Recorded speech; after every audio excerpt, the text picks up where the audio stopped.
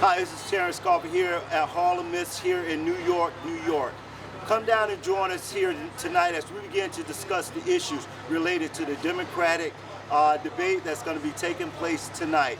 As you know, we have Beto O'Rourke, Kamala Harris, Joe Biden, and so many more. They're going to be talking on the issues that are impacting our society. We have a tremendous guest panelist who are going to be sharing the insights and understandings of what this is going to look like in one of the most polarizing elections, also candidacies that we've seen in quite some time. So wherever you at, get down here to Harlem Mist, join us in this conversation as we begin to decide who will be the next Democratic candidate for 2020.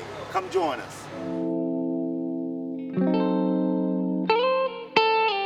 Hi, this is Terrence Coffey. We're here at Harlem Mist at our third annual Democratic Party debate. We're going to be discussing some of the most critical issues impacting our country today. And right now, I have some tremendous individuals here with me. And before I mess up anything, I'm going to let them introduce themselves.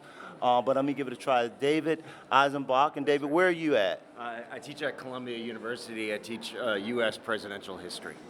And we have our TV radio personality here, Anaya, right? Did I get that right? I got it right.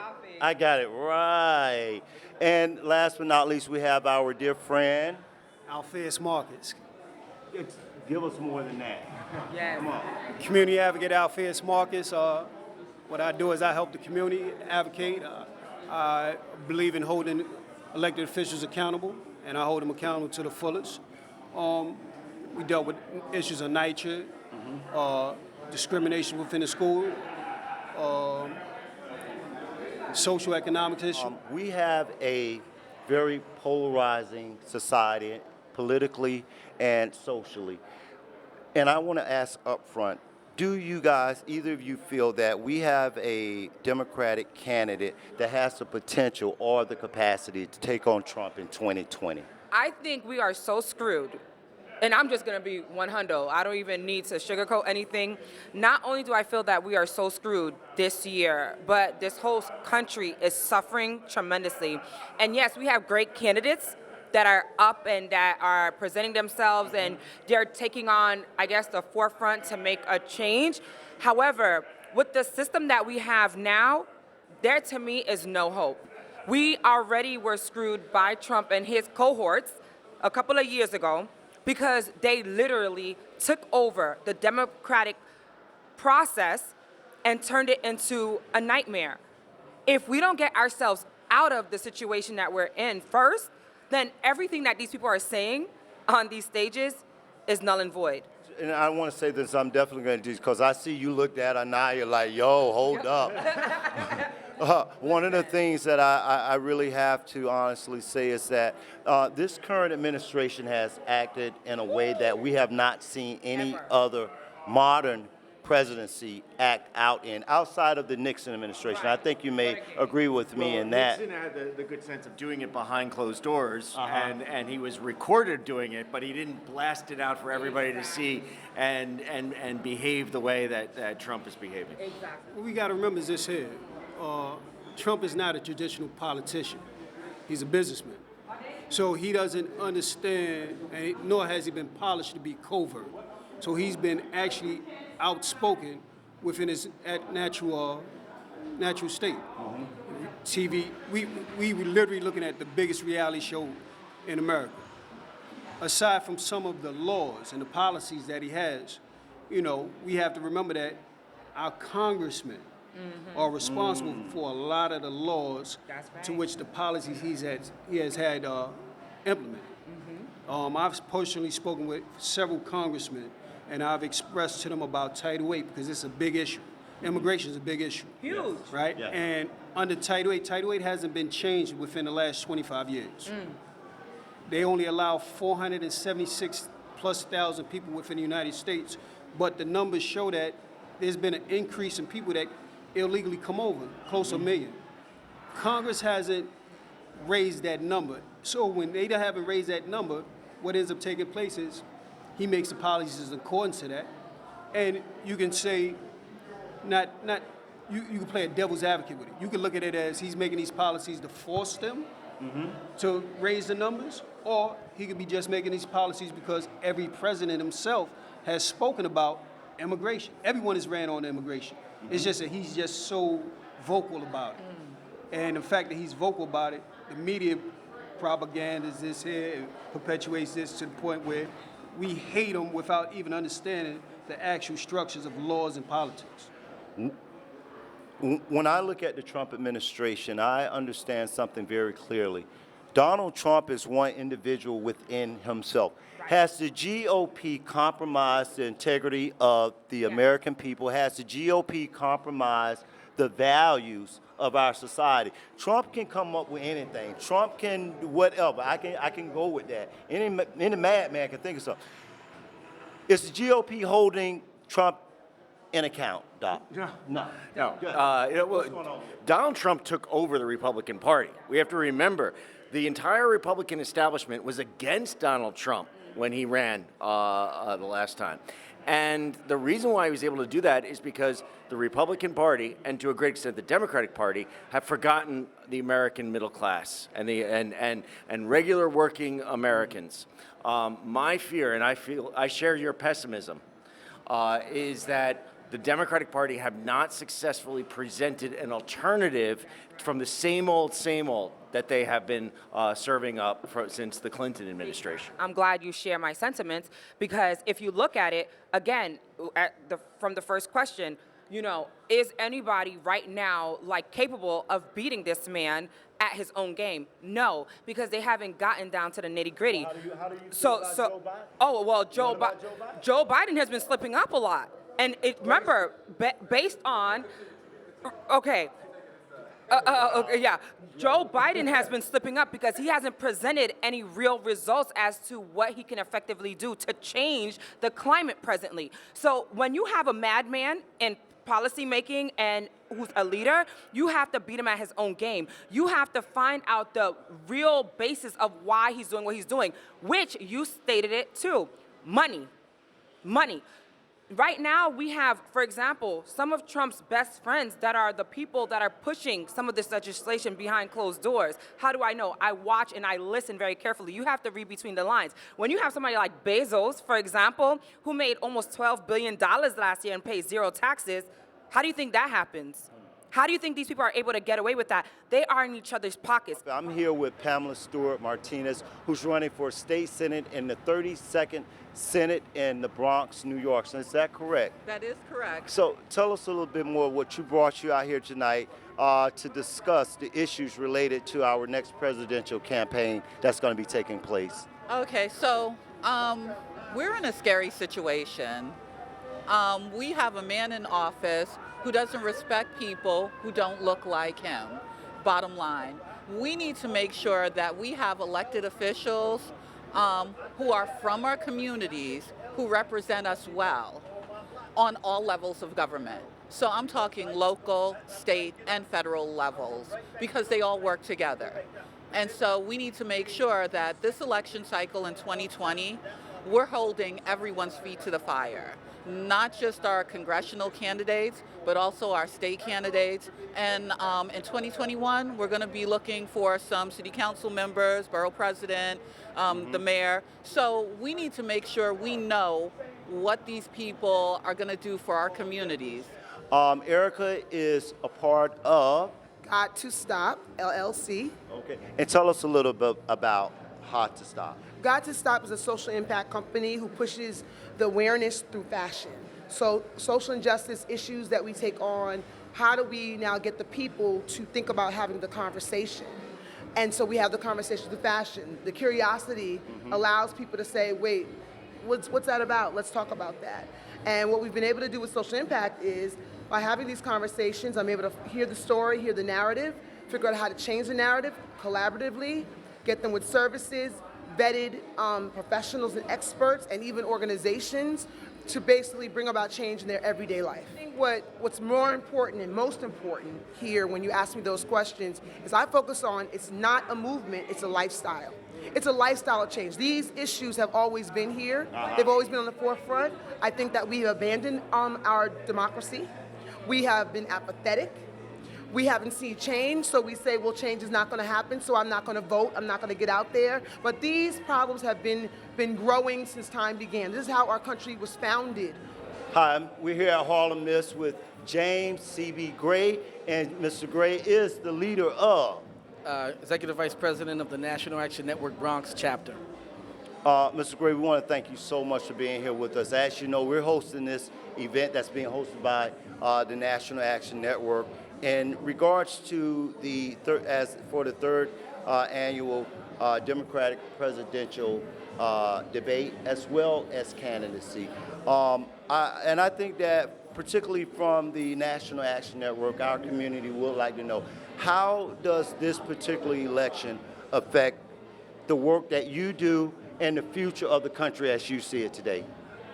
Well, that's a great question. I don't think a lot of people really know about the foundation of the National Action Network and how Reverend Sharpton has laid that and created a platform to hold politicians accountable for their actions and create the narrative, about what matters to Black America. You see what I'm saying? We get a lot of people in office that really don't have our agenda in mind, that really don't really know how we feel about certain things, really are not even allocating, any kind of funding to anything that benefits us. So, anybody who really knows, they know that National Action Network doesn't endorse any particular candidate. What we do is we provide a platform for them to speak to the people. And then that's when they'll know what you can do for them.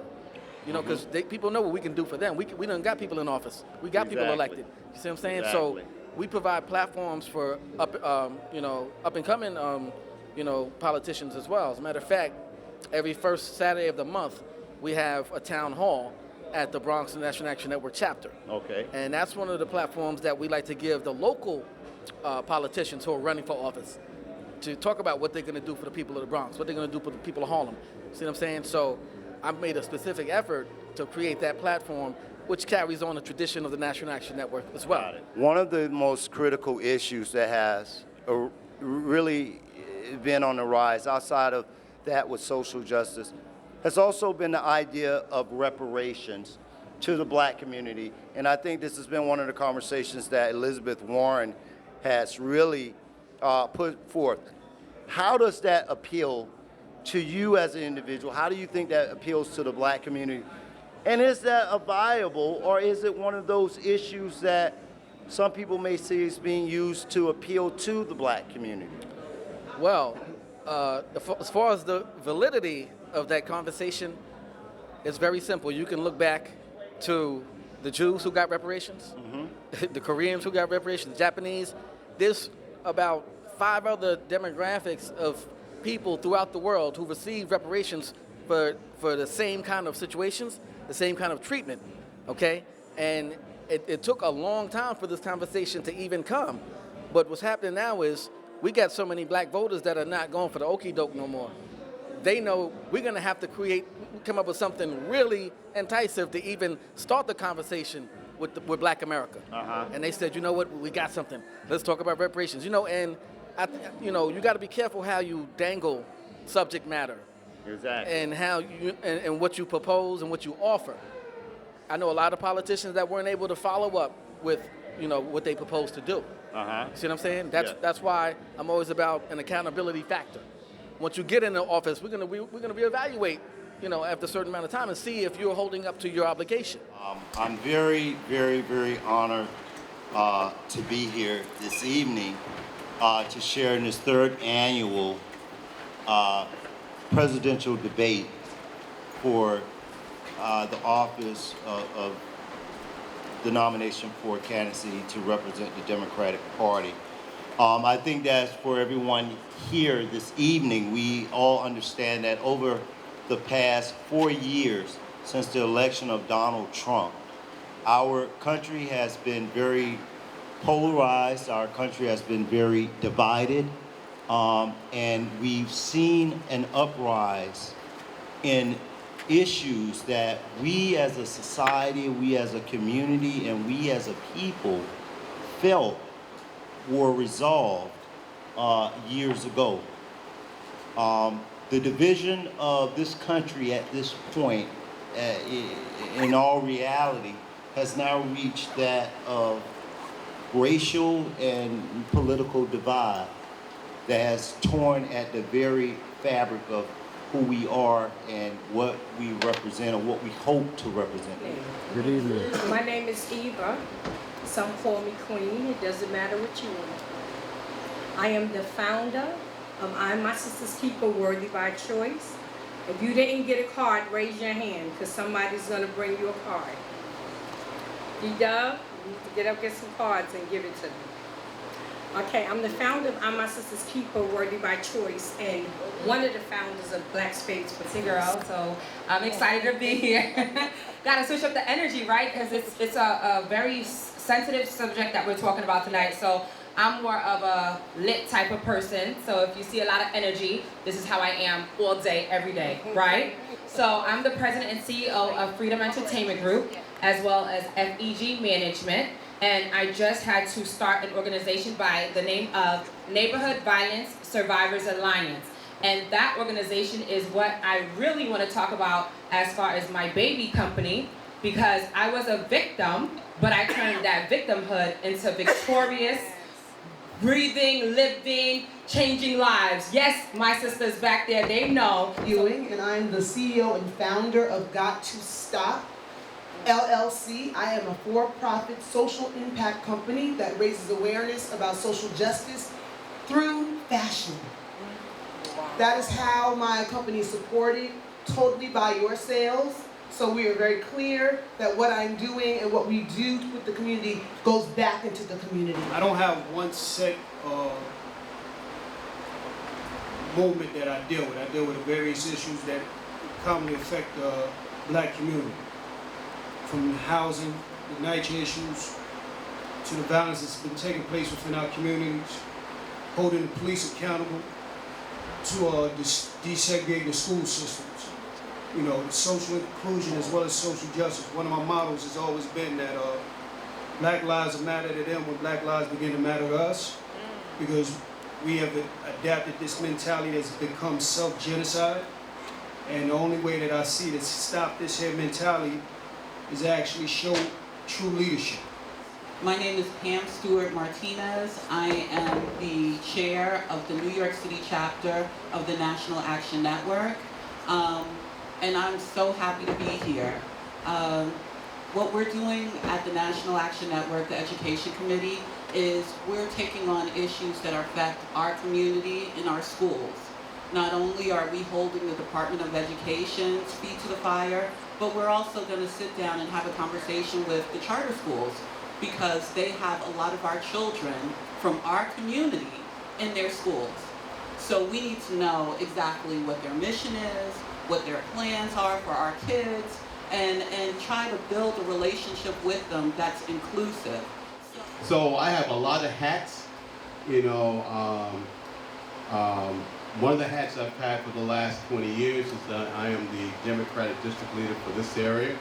I got elected in 1999, and I beat the machine when I won the seat. I was not their candidate, and I really had no money to run, but I ran and got 62% of the vote. And what was interesting that year, it was a very light election year like this one, where there was no other major candidates on the ballot. So normally, those kind of election seasons really go to incumbents or to the political machine. Once again, I'm James C.B. Grant, Executive Vice President of the National Action Network Bronx Chapter. I'd like to shout out Philip Gates, Dr. Philip Gates Jordan in the back, who's the President of the National Action Network Bronx Chapter. I'd like to shout out Ricardo Sharp, Crisis Director, Crisis Intervention, and of course, Fritz, who coordinated this whole event tonight. I'd like to thank everybody for coming out. Once again, James C.B. Gregg, Executive Vice President of National Action Network Bronx Chapter. I'm the Director of Community Affairs for the Harlem Historical Society.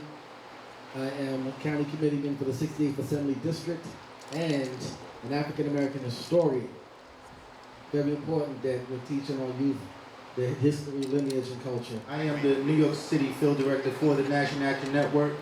I'm also a member of Community Board 10, proudly. And, you know, William echoed thanks, and so did James, for a lot of my friends that's in the room. Ricardo, Shatik, my sister Deneen, Cole, Deborah, our friend Janice came today, and I'm happy to see the president of Bronx chapter, Mr. Phil Gates, in the building. And special big shout out to Fritz Penn for putting this together. He's been doing a lot of great work.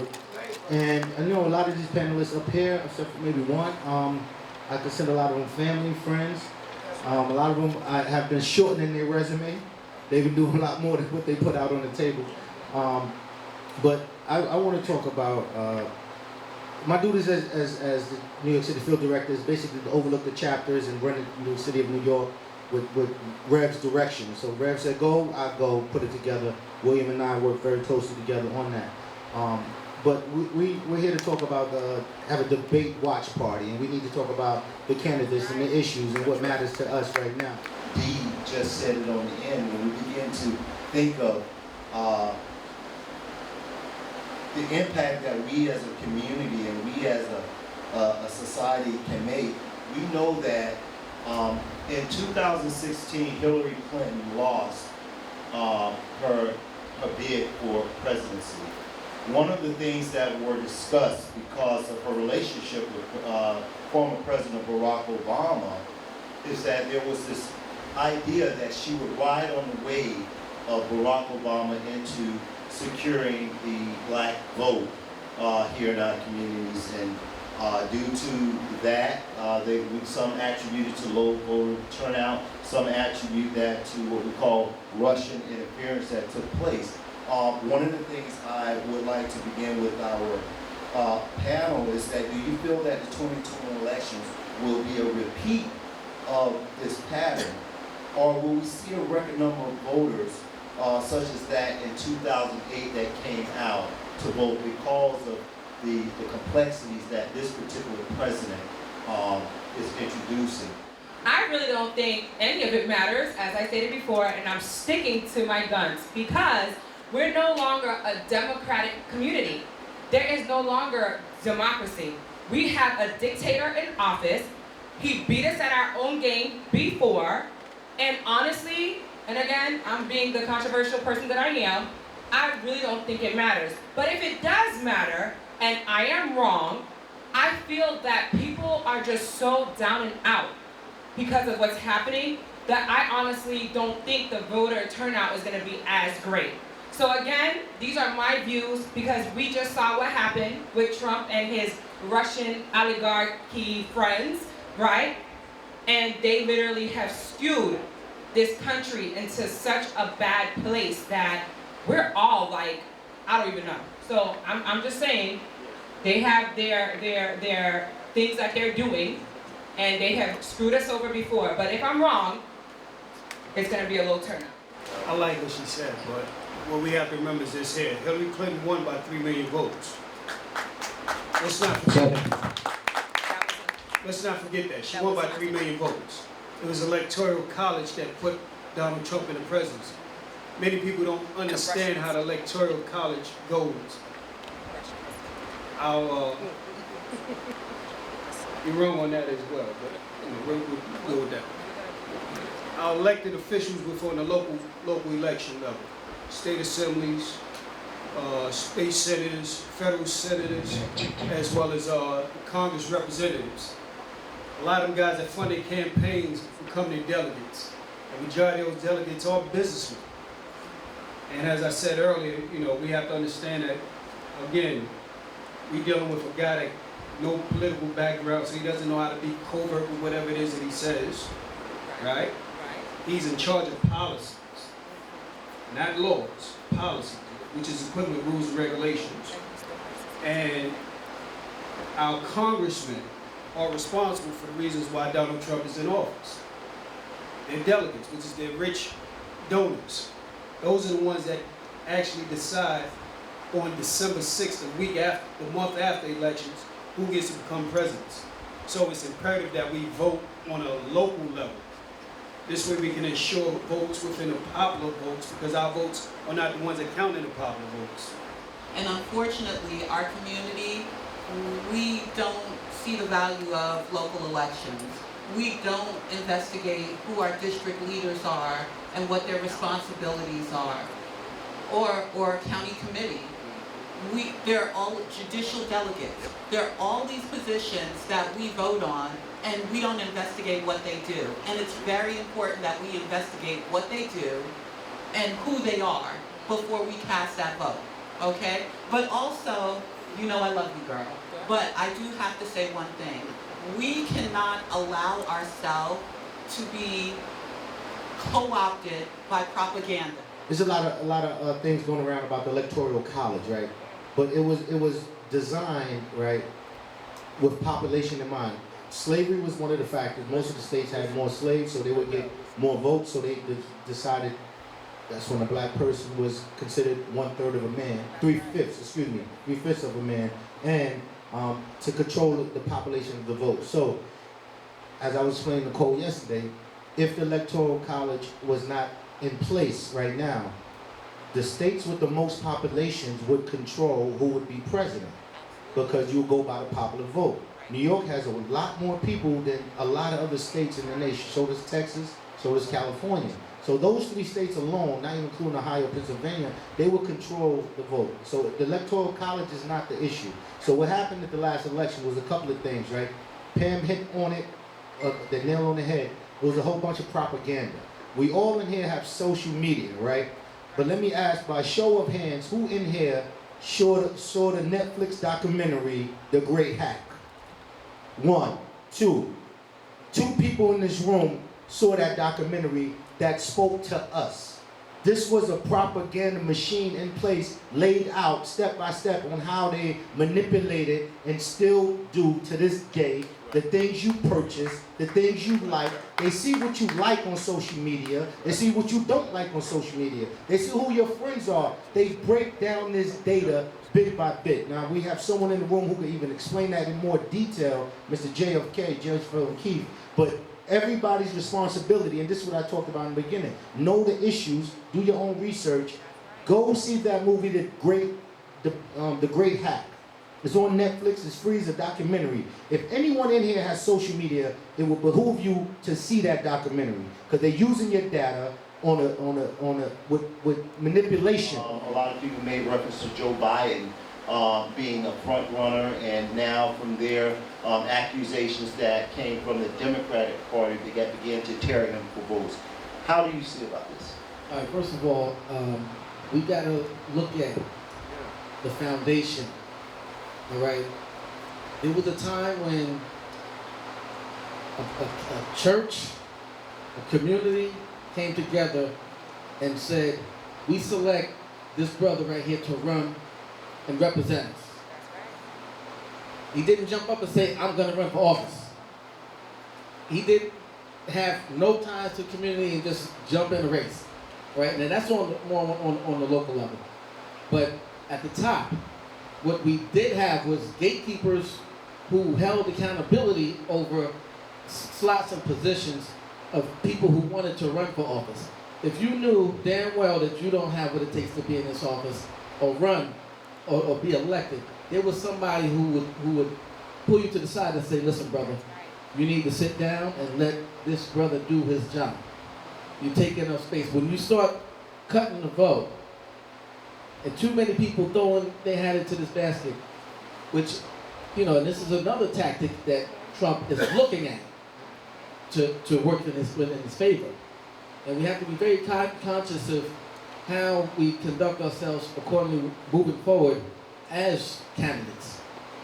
Because if you know that there's somebody better to represent than you, I think you have a moral obligation to step down and let that person, you know, take the reins. We got to be very careful that we don't pass along half-truths or misstatements, because right now the Democrats are sorting themselves out to determine who will be a candidate. And when they raise questions about somebody's record, I believe that they raised it honestly. But there was no fighting. There was no infighting. There have been very, very intelligent discussions. There have been debates that's been televised. Some candidates are already beginning to fall off the list. As you can see tonight, there's only 10 left. And I think that tonight's debate is going to be incredible. I think our party is going to get stronger. And as my colleague here, Pamela, just mentioned, you know, the Democratic Party does not begin and end with people running for president. You know, we have county committee that represents every single block in New York City. We got district leaders, we got state committee people. And so I like to make sure that we as a culture move away from only focusing on the public positions and begin to work on the infrastructure of our party so we can have the best results. And that's the piece that we haven't done. Now, the Republicans have done that. They've been able to control Congress for a long time because they get control of their party. They got district lead. In fact, the Republicans run the Board of Elections here in New York City, as quiet as it's kept. While we're down there just milling around. And I gotta tell you, I spent 3.5 years down there and I saw it. And it was not a good thing. And so I'm saying, I challenge everybody, please get involved in the party. Shake it up, make it better. I encourage your own self to run for county committee. At the end of the day, not only the president's elected, but also judges in our city are also elected. As far as people choosing not to run and they shouldn't run, I was a candidate that people said I should not run. In fact, what they said to me was that I had to go to the county leader and get permission to run. Now, see, I have a problem with that. And I'm going to tell you why I have a problem with that. I have a problem with that because my family's been here like 8 generations, okay? My great-great-great-grandfather fought in the Civil War. My great-grandfather fought in World War I. My grandfather fought in World War II. My son is currently serving in the Middle East in a very dangerous situation, okay? I am the mother of 7. My oldest son is 28 in January. My youngest is 11. I live in my community. I work in my community. I volunteer endlessly in my community. I work for free helping people. And then when I go to city council or any other hearing and I see them listening to all of the heads of CBOs and all other politicians and big business people, and then when regular folks like you and me actually get to speak for 2 minutes after they've spoken for 45 minutes, and most of those elected officials get up and walk out, you're doggone right I deserve to run because I'm doing the footwork out there. I'm out there in the trenches in my community helping people. I'm advocating for my community. So nobody's going to tell me I need to go and kiss somebody's ring in order to run, okay? She said all this, but you know, I specifically said, if you don't have what it takes to run, don't run. I never told you not to run. I'm just So you making it clear. no, you can't make it clear. You misunderstood what I No, said. but I don't want to discourage other people. But what I want to do is No, keep it focused on the issues We that gotta we keep it are, focused on the sir, issues, I but want we to also keep have the to have focus understanding. on the issues. Call the people out. This Mr. Gary, No. Ms. Gray, we want to keep it on the issues to focus on this democratic debate, and we want to have it on this we gotta end. get it back on track. We just have to And we clear can up get this it, glitch. You know, we're dealing with a biased nature here.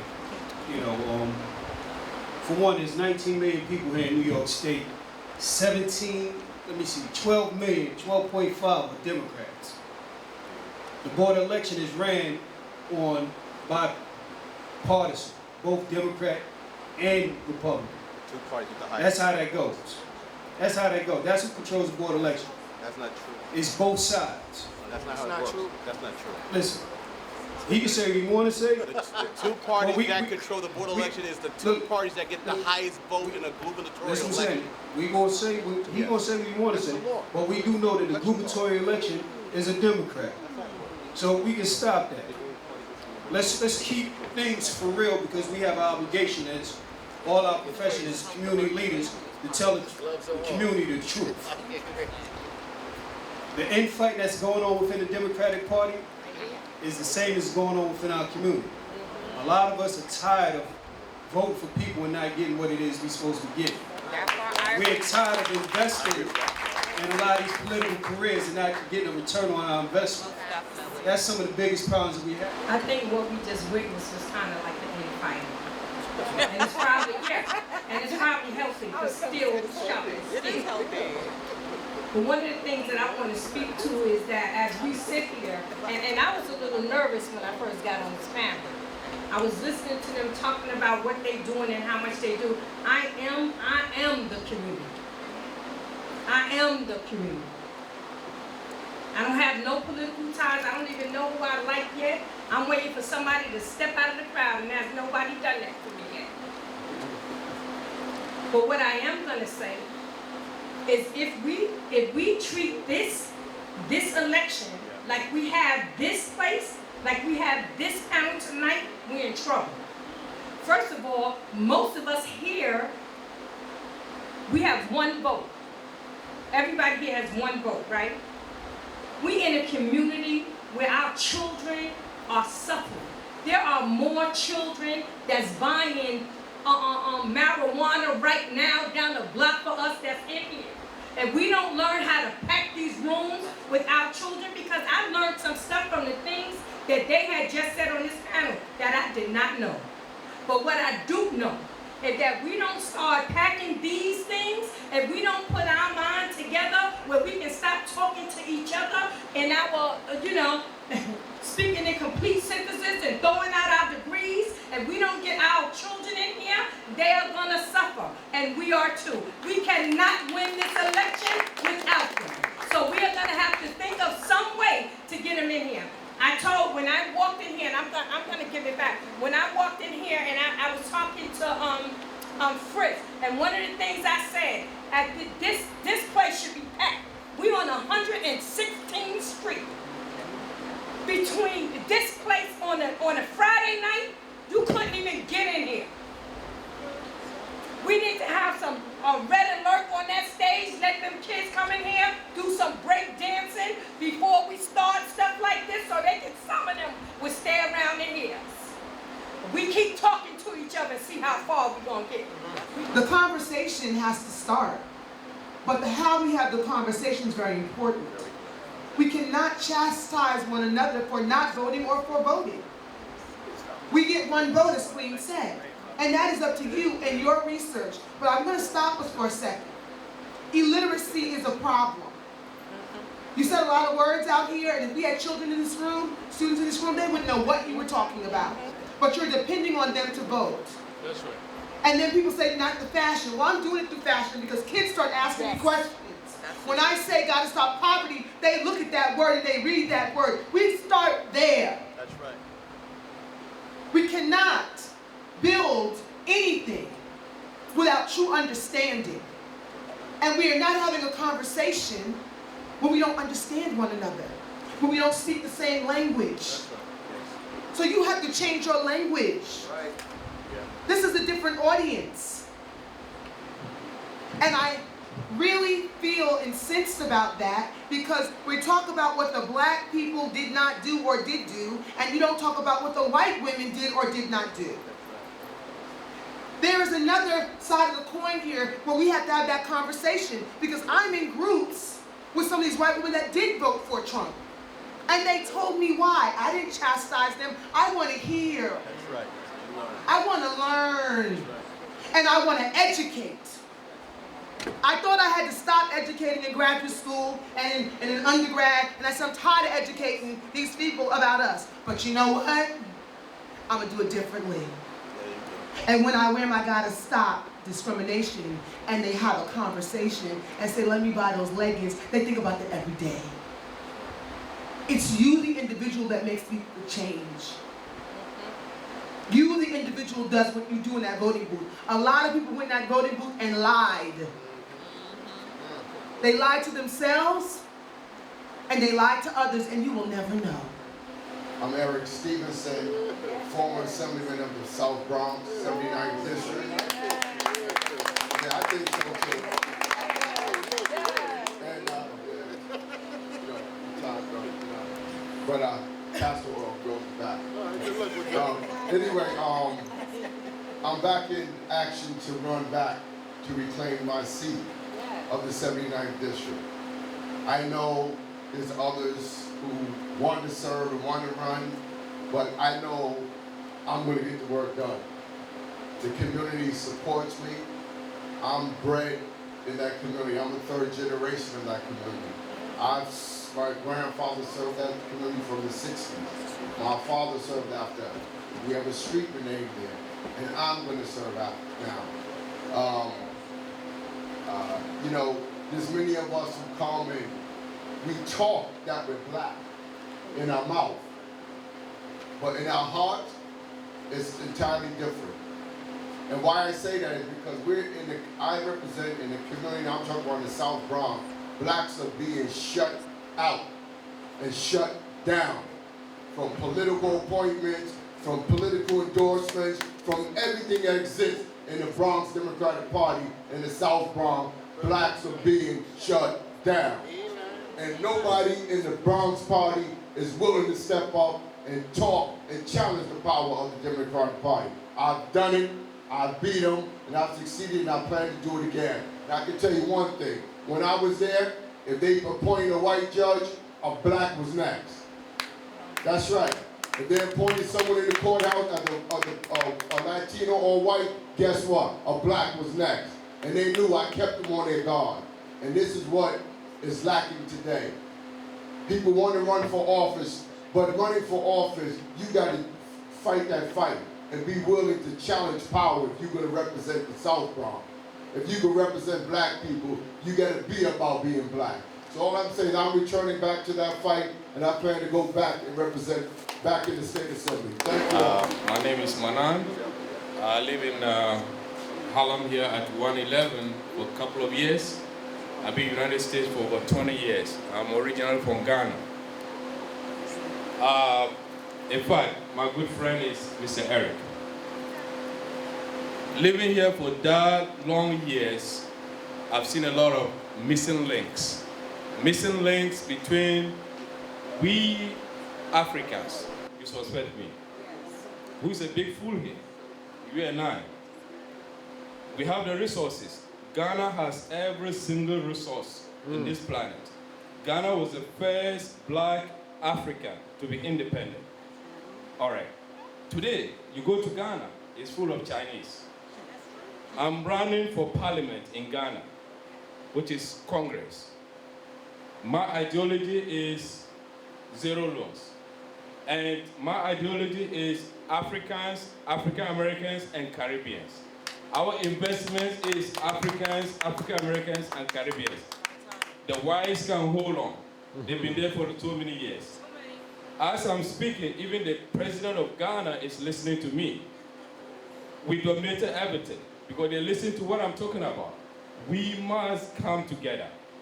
Look at the Chinese. Look at the Italians over here. Look at the other races. Look at Jewish. How many are they?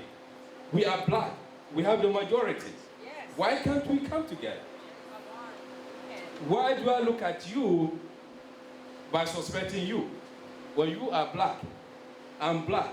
We are one. We are one family. So I want us to please, we're missing a lot. Let's all come together and realize that we are one. Africa, we have all the resources. We should not be here struggling. We have all the resources. Why Chinese invade Africa? I want African Americans to invade Africa. I want the Caribbeans to invade Africa. So I'm running for Congress, and the Congress is December next year. And I'm the one leading, and I want all your support. So that we are going back, but not in chains. We are going back. Africa belongs to us. We don't want to be here depending on other sources. We have all the resources. So please, let's all come together. Let's educate people. The knowledge that Africans looking down upon Africans, the knowledge that African Americans looking down upon Africans is fake.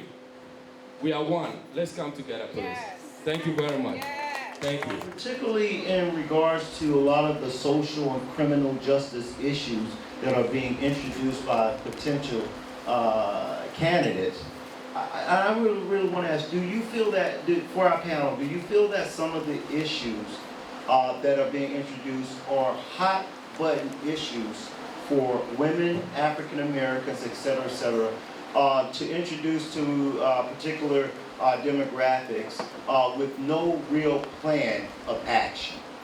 Can I take Go the ahead. lead? Go, All please. right. Absolutely, positively.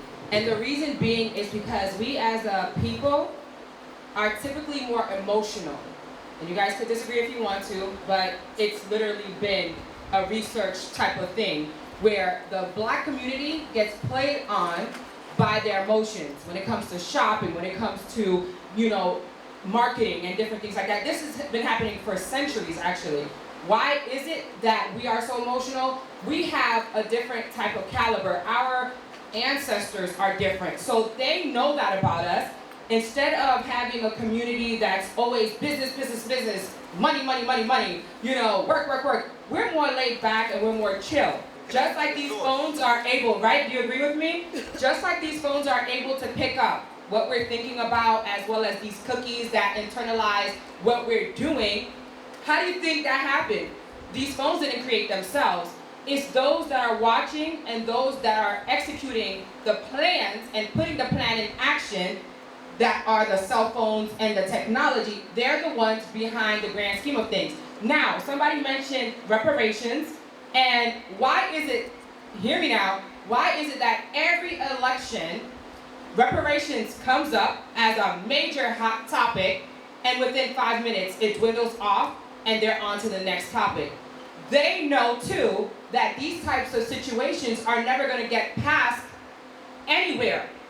Because at the end of the day, we as a community, we tend to look at situations, and 9 times out of 10, you know, we refocus on other things that are not the most important. Get real, like, you know, something said. What we got to remember is this here. 55 years ago, right, Malcolm X said, blacks spend over $2 trillion. That's 55 years ago he made this announcement. Wasn't no cell phones and computers then. You understand what I'm saying? Today we up to maybe 9 trillion, 6 trillion spending. But the reality is this here. We've always spoke about this, and it's always been a problem. It's been our leaders and our so-called leaders who have to galvanize the lawmakers. Because when you look at Dred Scott versus Sanford, the 1854 case, where a black man thought that because he went to Mississippi or Missouri, he was considered a free state.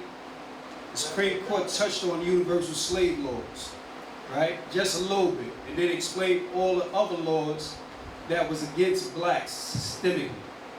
Then after 1866, right, you had Plessy versus Ferguson, to where the Supreme Court said that every state within the United States can make separate but equal clauses, as long as you have equality amongst yourselves.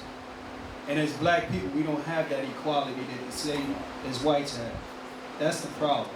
And I've been pushing for some of these lawmakers that we sent up to Albany to do away with the separate but equal clause, because at the end of the day, a continuous cycle of segregation within our school system where our children don't get the same education as whites.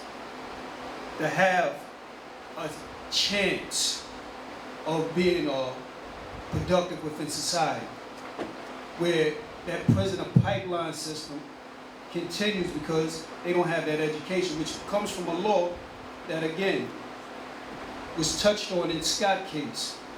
I believe it was 1825, 1826 out of Connecticut that ruled that blacks could not be educated past the 6th grade, and it's taking place now. You know how we always say, yo, it's the same thing, just a different name? It's because ain't nobody never touched on it. So it's always going to continue, it's just going to evolve. And we're looking at evolution here. When we speak about some of these candidates, Joe Biden, he implemented the 1994 crime bill.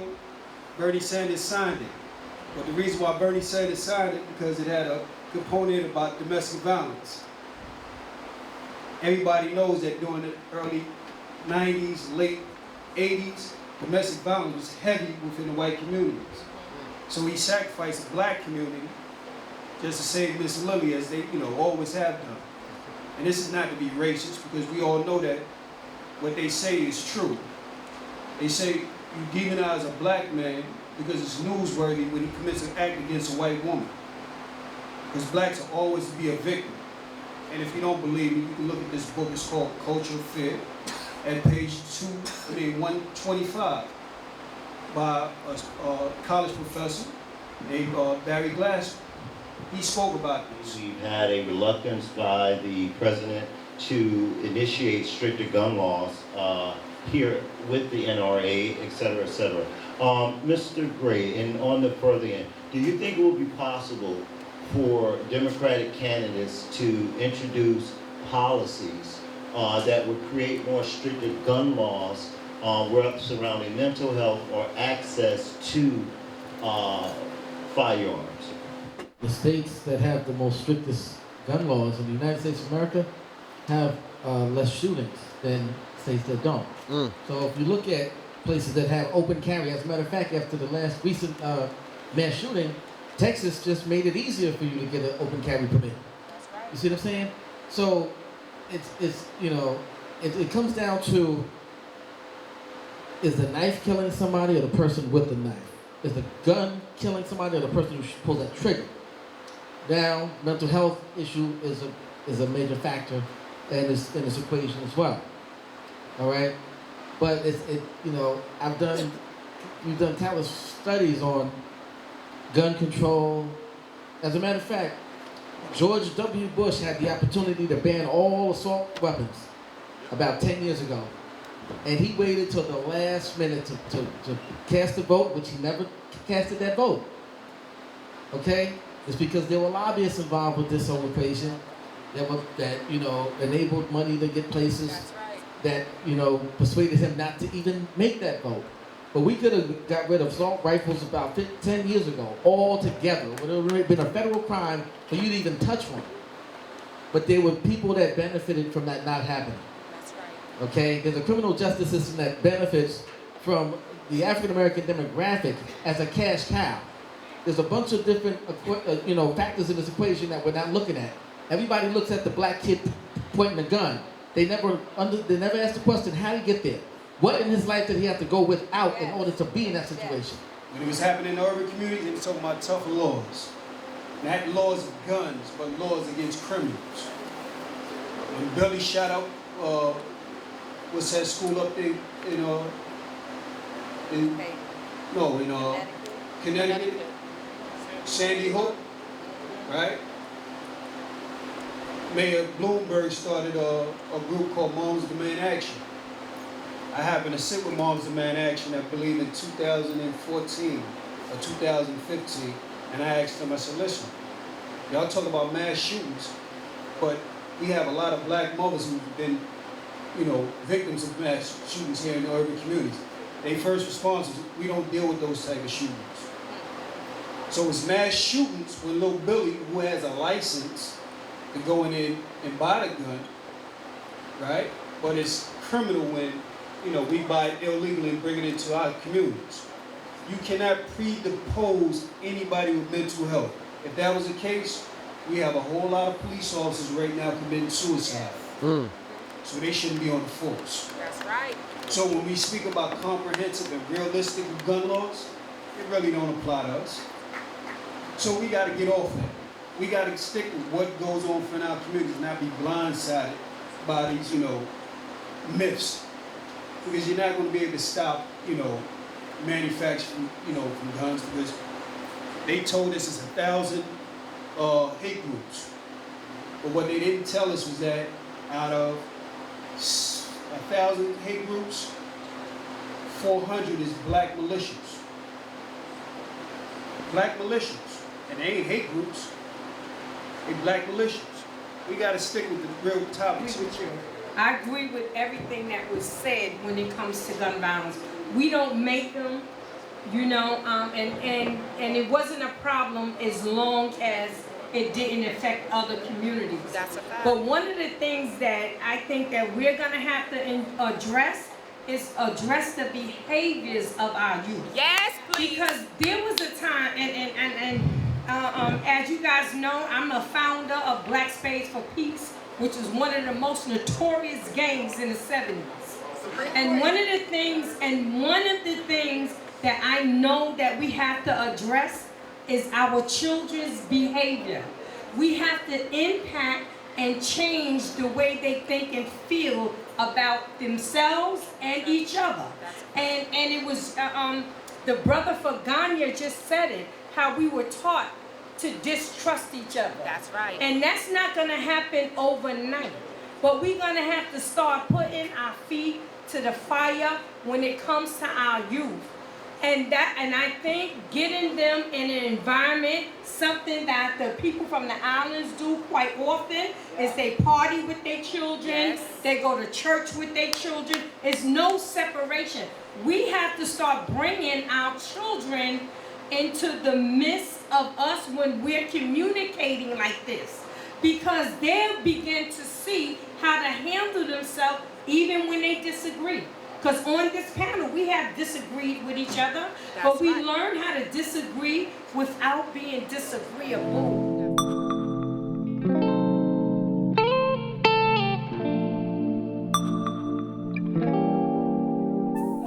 We want to thank you, and we also want you to share with us. You shared at the Democratic convention tonight on your work and coming back into office and representing your community. Can you give us a little insight on what tonight's event, this conversation around these issues mean to you as a potential candidate that's coming back to regain your seat?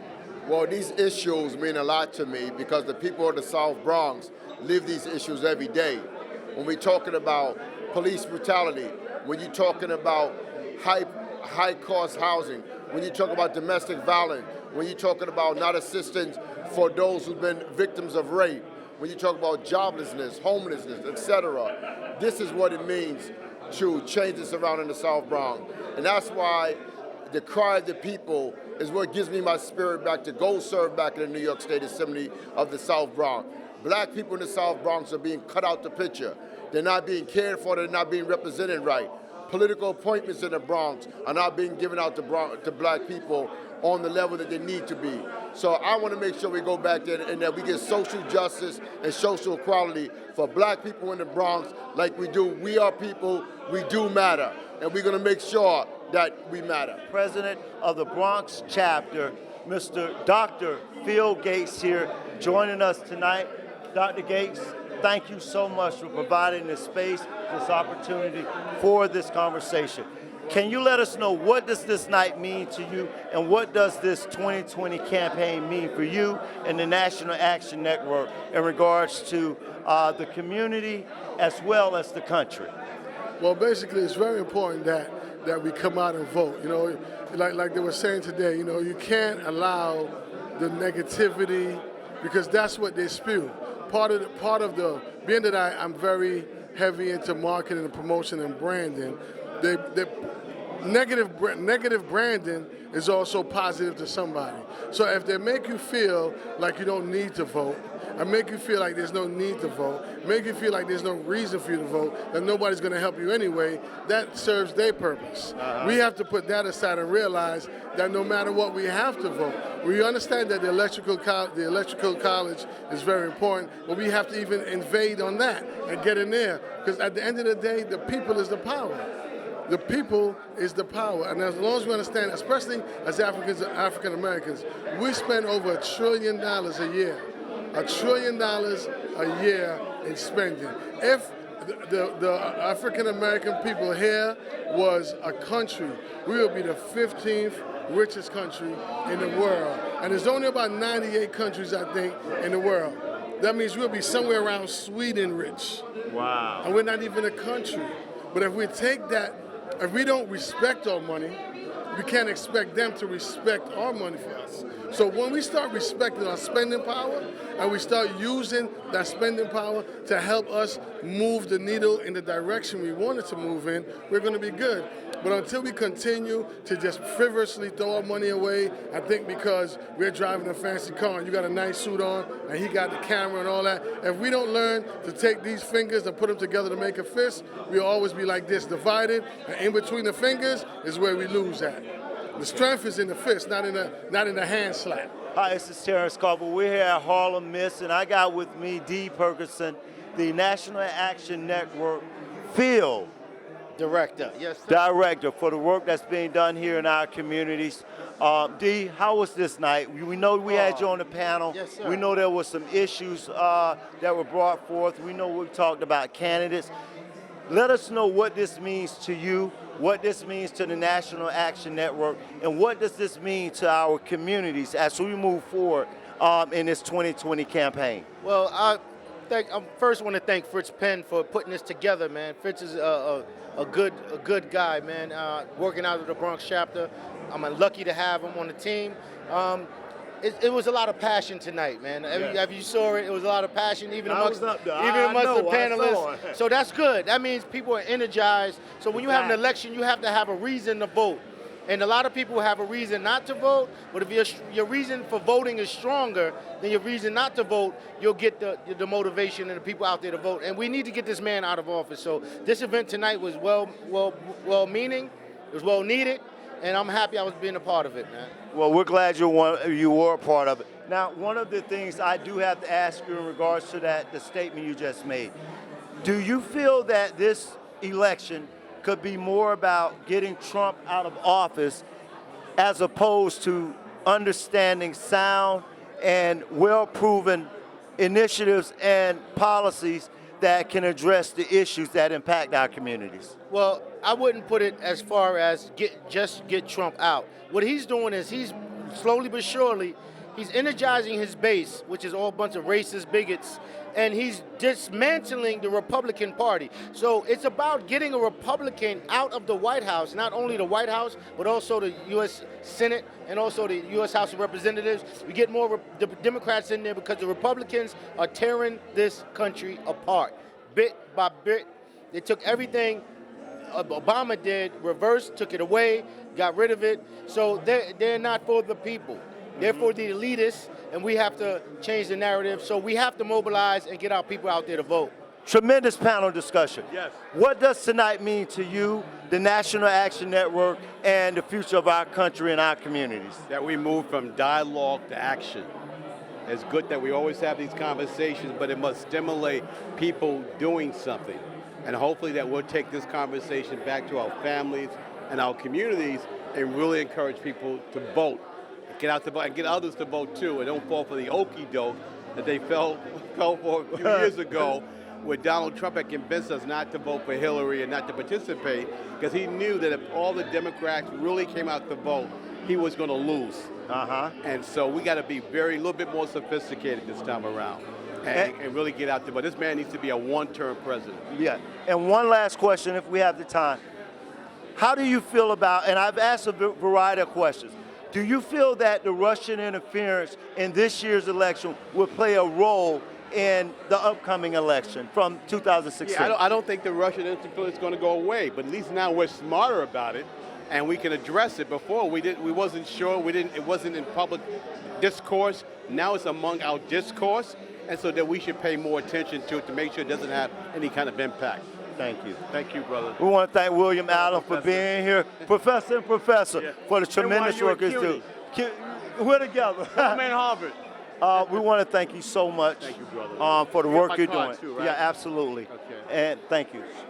Listen, we've just finished the third annual Democratic Party Watch Party hosted by the National Action Network. And we have to take the time right now to thank Mr. Fritz Penn, who brought this all together from the Bronx Network. Mr. Penn, how was this night? What did the issues mean? And how do you feel about this whole situation? I feel this was very successful. I feel that Terrence Coffey did a wonderful job being the moderator. I definitely want to thank Miss for giving us the opportunity to hold such an important event.